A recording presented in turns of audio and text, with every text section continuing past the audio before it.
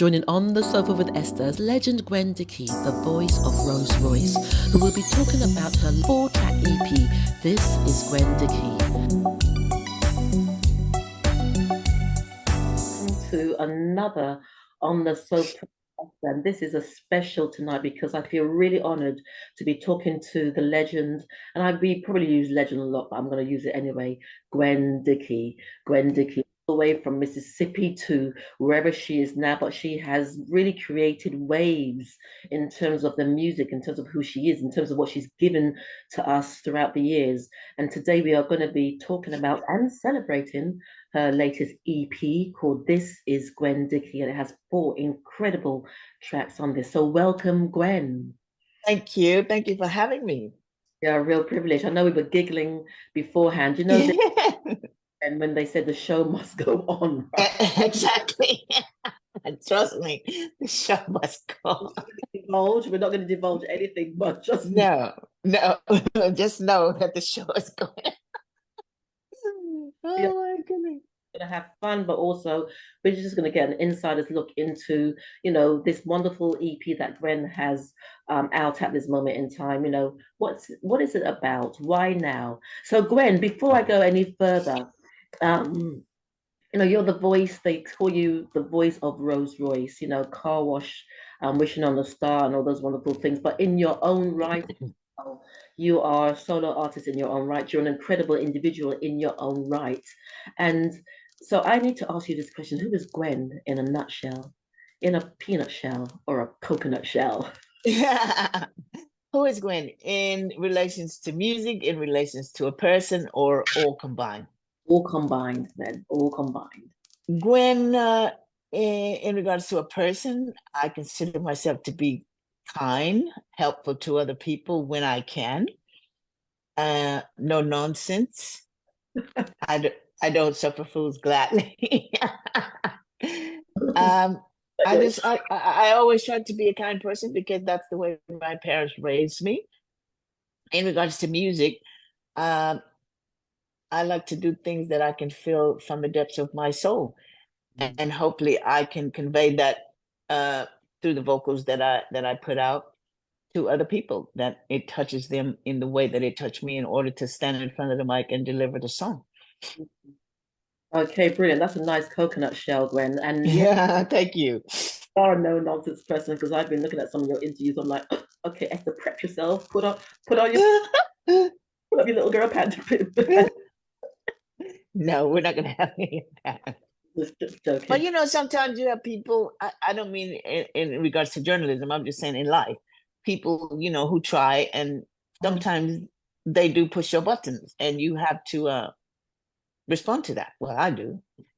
I try to ignore it sometimes, but then sometimes, you just have to respond. Absolutely. Well, sort of moving forward then, you've been in the music industry for a long time, and just as I've done my research around about you, you've mentioned some real pivotal names, like Norman Whitfield, Joe Pex Harris. I had the privilege of meeting Joe Pex Harris some years ago and interviewing him. He's got such a story to tell, and others. Yes. Performed with James Brown, Betty Wright, and the list goes on and on. How have you been able to remain as grounded as you are in the industry all this time then? Well, for starters, I never wanted to be a singer. I never wanted to be in the music business. It was never something that I thought about. And in regards to the names that you've already mentioned, I mean, I met Betty Wright when I was supposed to be attending university. The first time I saw her was in the student union. As for the other people, when I met Norman Whitfield, Joe Harris discovered me singing in a club in Miami when I should have been going to university, but my parents didn't know at the time. So he discovered me because he wanted to replace the girl that was in his group because she got married before they went on their last tour. And she said, well, this is my last tour. My husband and I, we want to start a family. So he had to replace her. So when I met him, I didn't know who he was. I mean, I heard the song Smiling Faces, but I mean, he could have been anybody. He said, oh, I'm Joe Harris, blah, blah, blah. Well, yeah, whatever. And then when he mentioned Norman Whitfield to me, well, again, when he said Norman Whitfield to me, I didn't know who Norman Whitfield was. I mean, I knew the songs that he had written and produced, like Papa Was a Rolling Stone, Cloud Nine, all these fabulous songs. But Norman Whitfield as a person, I didn't know who he was. So I've never been starstruck. Even when I was flown to LA and I got to meet him in person, I'm standing in his house and he walks up to me. He goes, "Hi, I'm Norman Whitfield." I went, "Yeah, hi, I'm Gwen." And Joe's standing there, he's salivating at the mouth because he's in Norman's presence, even though he'd been working with Norman for years because he came from Detroit with the whole Motown family. So, he knew, you're standing in the presence of greatness and you're standing there like you're meeting somebody. I'm like, I don't know who he is. So I've never really been starstruck. It wasn't until, I guess, after Car Wash that I sort of realized, who Norman Whitfield really is Mm. and what he means to the world, the music industry, and to other people. And then it clicked into my brain. It's like, oh my God, do you know the artists that would give anything for this man to take them under his wing and produce them? And then I sort of, got my head screwed on, but I've never really been starstruck ever. Mm. And you said something key there about, yeah, never being starstruck, but also, were you, when did it really sink in that you had this incredible talent or this unique talent that was unique to Gwen Dickey? Well, as I said to you already, I never wanted to be a singer. It was never in my thought pattern. I wanted to be an airline stewardess. I knew I wanted to travel the world and I knew I wanted to do it for free. But since I've been traveling the world and I see how these ladies and gentlemen, what they go through, I don't think it would have been a good move for me. Because I'll be like, stop ringing that bell. I fed you. You've had 2 drinks. Don't touch that bell again. You touch that bell again, I'm going to throw you through the. Can you imagine? So that was not a good move for me. So the good Lord knew, no, let her know how special she is vocally. So in high school, I was dismissed out of PE because it was the third time that I had forgotten my PE kit. Well, I mean, my mother had washed it and laid it out, but running late as I would when she's pushing me out the door, you're going to be late. So I forgot it. So anyway, the PE teacher said, "Well, you're going to have to be expelled because you're old enough to be responsible to bring your PE kit to the class." So she said, "Take this letter, go to the principal's office, and you're going to be expelled for a week." So now I'm close to cardiac arrest because you do not want to go home and face my mother and tell her you've been expelled from school for a week because it's the third time you've forgotten the PE kit that she's washed and ironed and has it laying on your bed, and all you have to do is pick it up and go out the door. So I'm like, oh my God, I'm gonna go home. So anyway, when I get to the principal's office, he said, "Well, I know your parents pretty well. I know you're a good kid." He said, "Here's the deal. I can send you to the music class. You can join the choir, or you can take this letter. I'll sign it. You take it and go home, and you'll be home for a week." I said, "Which way do I go to the music? Which way is it? Which way is it in the music class?" He said, "Go out the door." He said, "When you know where it is, you'll find it." So I'm thinking, oh, I'm going to have an easy ride here because the teacher, the choir director, was my neighbor. So I played in his house when his nieces would come to spend the weekend. I played in his house. I mean, he would make us hamburgers. So I'm like, oh, I got it made in here. Little did I know that he was going to be tougher on me than any of the other kids. So one day he said, "Next week we're going to have assembly. And Gwen, you're going to stand in front of the choir and you're going to lead the song, Oh Happy Day." I'm like, "But I can't sing." He said, "You want to go home and tell your mother that you've been put out of this class?" I went, "No, no, no." So he said, "Okay, you're going to sing Oh Happy Day. We're going to do Oh Happy Day and you're going to lead."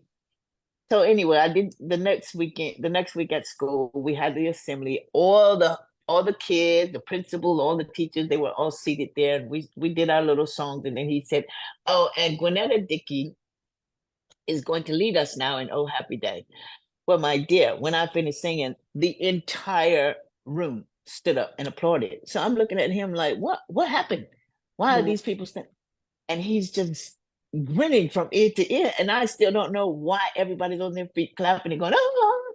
So when I finished and I left, everybody was saying, "Oh my God, you were amazing. Your voice, your voice." And I'm like, "You was? I was." And that was probably the beginning of, but still it didn't phase me. I couldn't understand why they thought I was so brilliant. But Mm. my late father was a minister and he had a gospel group. So they would rehearse at our house. So I would always stand with them and sing, but I never even thought about singing.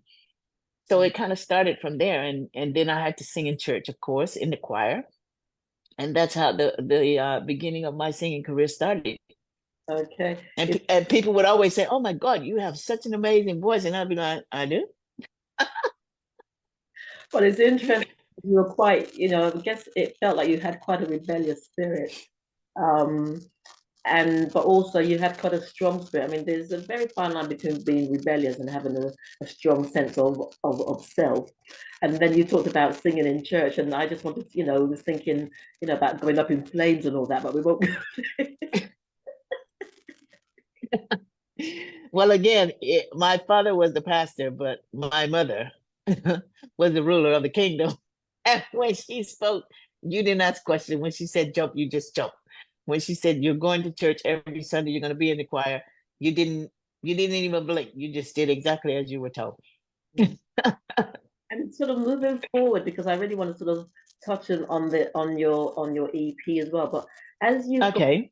as you've gone throughout the years, because you've had a really eclectic career, and like I said, I've watched a lot of your interviews, and you've shared a lot of that, a lot of your journey. But for you, Gwen, what is the most important thing that you've learned about yourself as a performer? How do you feel you've evolved as a person? What does it do for Gwen when she's up on stage? Because I saw you a few months ago at Soul Town Fest in Beckenham, and for me, it was a time of nostalgia. It's almost like I'm watching Gwen Dickey, and I must admit, but at one Oh my God. point, because I was in the press pit, I was the only one in the press pit, and you sort of winked or you pointed. I'm like, oh my God, Gwen, I'm going to capture that invisible. Yeah, I remember seeing you there in the press pit. What I've learned, I started off, as I said, under the wing of Norman Whitfield, who taught me how to perform because it was not, I mean, I didn't know how to perform. I would just go on stage with the girls. We were like the Supremes and we did all the top 10 songs. And we would just go on stage and I call it clowning around and people loved what we did. But when I went to LA and Norman Whitfield took over, we would have rehearsals at his house. He'd teach you how to walk. Well, he'd teach me how to walk on stage, how to hold the mic, how to use the cord. And he said, you're gonna be like Diana Ross, and you need to watch her and watch how she walks and watch how she did this. I'm like, but I'm not Diana Ross. He goes, no, but you're gonna be bigger than Diana. Because at Motown, at one time, they had someone who taught them how to walk, taught them how to give an interview, taught them how to talk. So Norman Whitfield brought that when he left Motown. And that's something that he did with all of us. So he taught me how to perform. But the more you perform as an artist, well, for me anyway, you sort of pick up things and you learn for yourself. As once one of my bands said to me, "Why are you singing a football chant song to this audience?" I said, "Because I was taught that when you're on stage, you have to perform and you have to read the audience at all times and do things that is going to keep them in the palm of your hand." I said, and I know these people like football. I know they love that chant. So that's why I did it. And they loved it. And he said, "Oh, I never thought about that." So I was taught that you have to perform, but think Mm, and be in tune with your audience from the absolutely. moment you walk off stage until you leave. Because you can feel that the show is not going well, and you need to think on your feet and switch it up and give them something that's going to bring them back. So far, I've never had that experience, but I am always thinking to make sure the audience, that they're enjoying my set. Mhm. And now let's sort of dive into the EP because, um, like I said, I've listened to it. It's got four incredible tracks. So I'm going to sort of just dip in and dip out a little bit in terms of Okay. for and now. But with your EP, this is Gwen Dickey. It's almost like an ode to yourself, a real honoring. The title. Why the title? Why this is Gwen Dickey? Well, I wanted to say this is Gwen Dickey because it's not about Rose Royce. And of course, when people hear my voice and they hear my name, they immediately associate me with Rose Royce, which is great because that's what I'll always be until my last breath. They go to Wishing on a Star, they go to Love Don't Live Anymore. But I wanted to say this is Gwen Dickey. And I wanted the four songs to reflect Gwen Dickey. I didn't want them to have anything that sound similar to Rose Royce. This is Gwen Dickey. Because that's why I said initially when I asked you the question about, who is Gwen as an artist, but also as, in a personal capacity, because you were and are the voice of Rose Royce, but also an artist in your own right. And that's what I was picking up. And so just tell us a little bit about the tracks, because the title, the leading track is If I'm Gonna Be With You. And I love that because it's quite mellow, it's got a little Afrobeat kick in there. And then you've also got Under the Moonlight, and that really serenaded me back into a place of nostalgia, but that place of, that place of good music, of the 70s and early 80s. And then you've got With This Love, which is another sort of lovely, for me, sort of smooth ballad. And then there was Water. So tell us the story around each of those titles and what they mean to you, Ben. So let's start. Now I'll leave my favorite to last. Let's start with Water. Well, Water, well, first of all, the 4 songs, when I made up my mind that I was going to do an EP, I wanted to test the water to see how people would feel about where I wanted to go, Gwen Dickey, musically.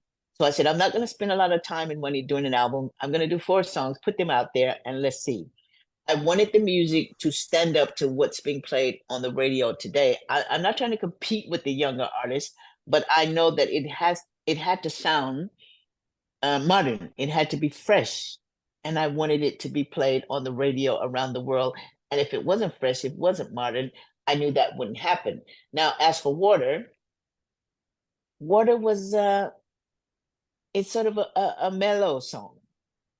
And when we started to come up with it and write it, the more we dove into it, we're like, yeah, yeah, yeah. This, it could be played on a jazz station or it could be played on R&B. And then With This Love. With This Love. Well, With This Love is, I had to come with a couple of ballads, 1 or 2, because, that's what people know me for, the ballads. So I said, I have to have ballads on this EP. So With This Love is about, you saying to someone, I'm going to give you my heart. With this love, I'll give to you all that I am. Mm. So you're basically saying to someone, I want to be with you, and I'm going to give you all that I have within me to be with you. It gives the feel of I'm going to pour into you. Yes. Pour into you, because as I pour into you, there's going to be this wonderful synergy, because that's where the song sort of took me. Because I've got, lovely, smooth ballad, and I had a feel as if I was just driving out in the country, and the rooftops open, and I'm just enjoying with someone by my side. That someone by my side is Winnie the Pooh, but I mean, he's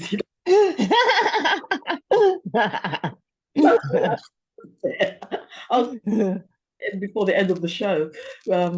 And then, like I said, there's also If I'm Gonna Be With You, which was sort of the lead of the EP, and that has a similar sentiment as well.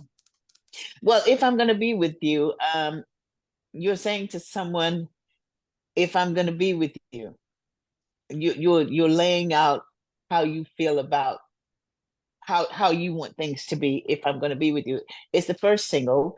I chose that single because I wanted to come, because it has that Afro beat, which is again quite modern. It's what a lot of the younger artists are doing in their music today. It's what you're hearing on the radio. So we put the Afro beat with it.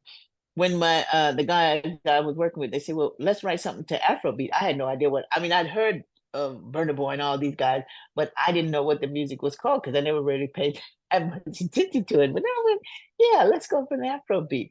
So If I'm Gonna Be With You, and the rhythm, the way that that I sing the song sort of fits with that Afrobeat. But it's just saying to somebody, if I'm gonna be with you, I'm gonna be with you. Come on, come on, let's do this. Let's do this, yeah. And what's really nice, because in the midst of the Afrobeat, you've got this nice subtleness going on as well. So, you're sort of wooing, and you're sort of suddenly saying, I'm here, I'm here. And then you've got the Yes. It's almost like you're giving that little sassy shimmy. I'm here, I'm here. Exactly. That's the And then coming to my favorite, I must say, I listened to all of them. I thought, wow, this is kicking. And then I listened to Under the Moonlight, and Hmm. that, Romantic. yeah. Okay, I gotta show you. Let me just, I gotta show, sorry, I'm just gonna show you Winnie the Pooh. Hold on. Okay. Winnie the Pooh is in the room. You know, I'm not messing around. Where is he? Oh, are you serious? How did Winnie Pooh get in the room? Was Winnie the Pooh there all the time? He's there all the time. I just want to make sure that you know that I'm not messing about my boo.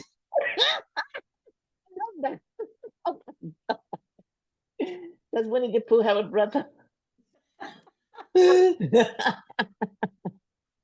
Oh, oh my God.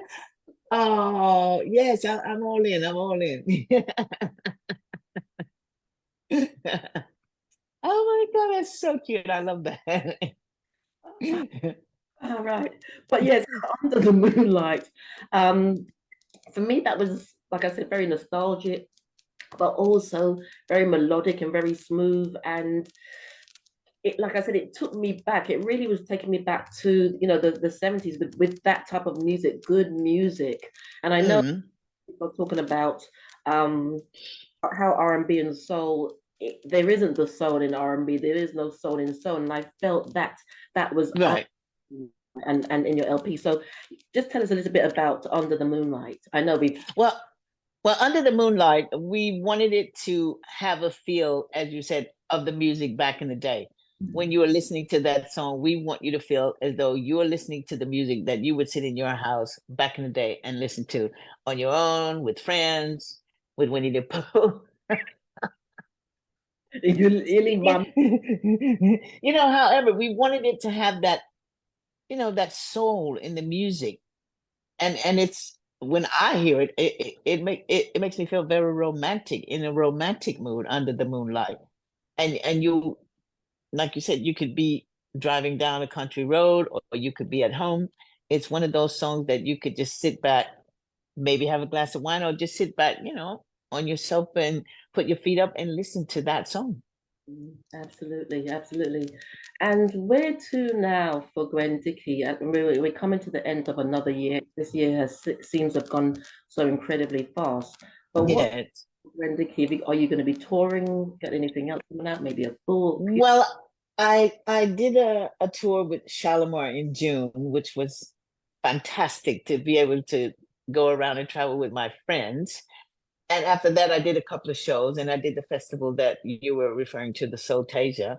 But right now, I'm just kicking back. I want to spend some time with my family over the holidays, because in America, there's Thanksgiving. So you start from Thanksgiving and you go all the way to the new year.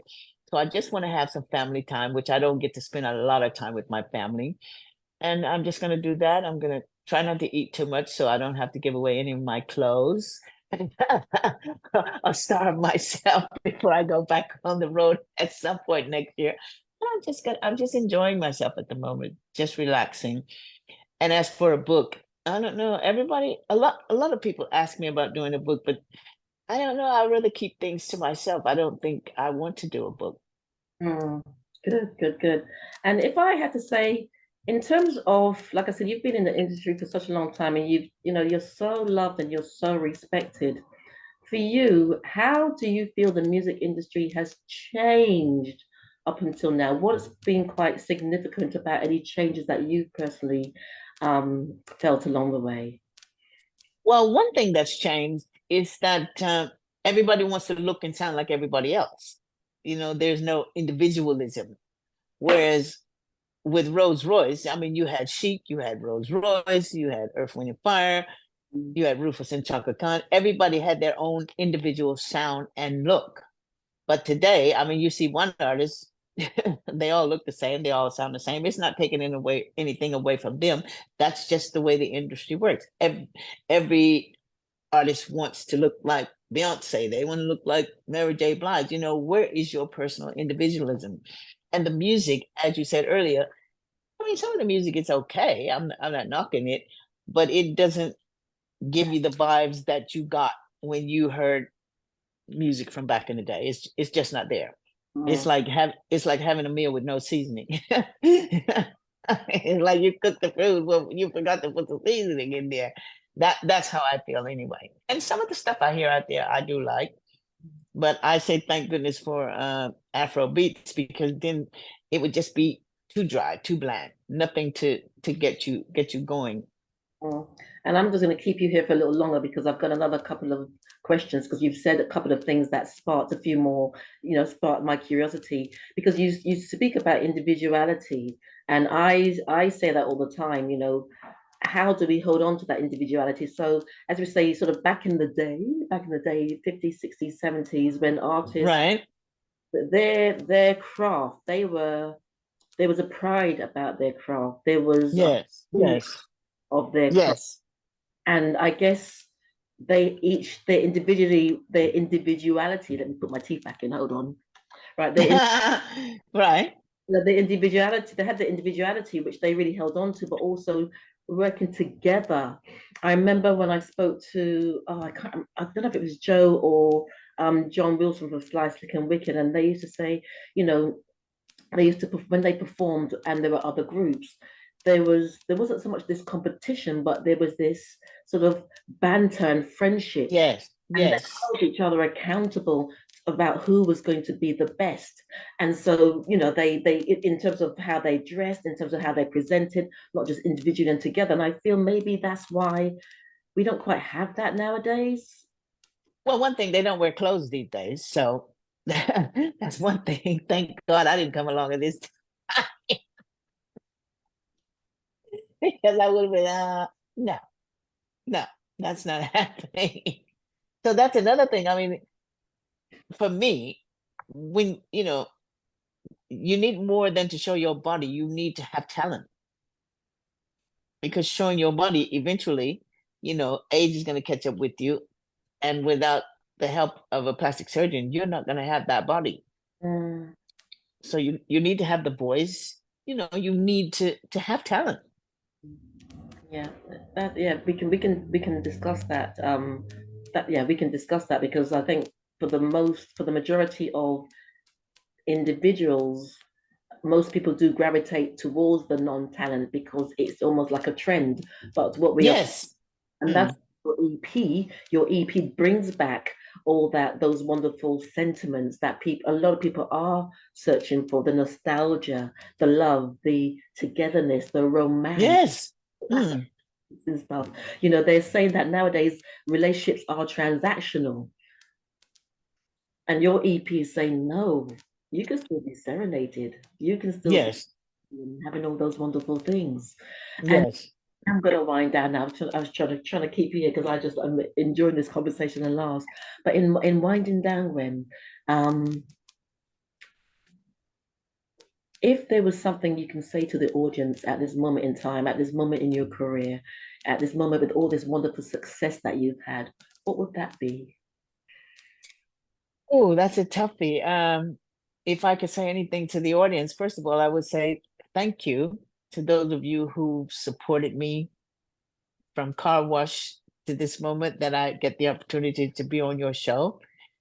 And long may it continue with my new EP. This is Gwen Dickey. I always give you the best that I have in me. I would never just throw something out there and say, here you go. You love me, so love me. Mm. I want to give the audience the best that I have to give, and I will always do my best. When I'm on stage, you've paid to come to the concert. I'm not going to walk on stage and say, "Oh, look at me," and prance about or sit about in my case, and just have you, in the audience just looking at me. I want you to come and have a good time. You're there to enjoy yourself, and I'm there to entertain you and make sure you leave feeling good about your evening. Mm. So it's just, mm, continue as I've always done it. It's working, and it's not an egotistical thing, but I've not had a bad show that I can think of, and people always say they enjoyed the show, and that's what I'd like to continue to try and do. Brilliant, brilliant. I have got one more question, but I did say, you know, And No. Go on and ask me. because as you said that, what is and you've probably had so many people come up to you and say, you've changed my life. You were there when this happened. This happened. If there was maybe one or two things that your audience has said to you, or people have written into you about that, you was like, oh my gosh, that song really was part of this pivotal moment. What would that be? Those twins are not my fault. It's nothing to do with me. You like the song, but they're not my fault. That's down to you and your heart. There's nothing to do. You were in you were in No, she walked up to me one day in the airport and she said, these are my twins, whatever their name was. She said, and this is all your fun. I'm gonna hold on. No. Oh, you were being serious. I thought you were messing around. No, I'm being very serious. That was my answer to your question because that popped in my head when she blamed me. She, that song, no, you like the song. You shouldn't have been listening to it. And those twins have nothing. They're very cute, but it's not my fault. Oh, brilliant. That's come end of that's really brought this to a lovely end. I'm just so privileged to have had you on my show. I've enjoyed myself. Wishing you all the best, and go out, ladies and gents, and have a listen to the EP, buy the EP. This is it's on all social media outlets. Like you say, have a listen. Yeah. They might hear something that they like. And thank you so much for having me on your show. I really appreciate it. Enjoyed it so much. Ladies and gentlemen, I've been talking to Gwen Dickey. If you enjoyed this video, be sure to give it a thumbs up and subscribe for more content. Let me know your thoughts in the comments below, and don't forget to click the bell icon for notifications on future videos. Thank you for watching.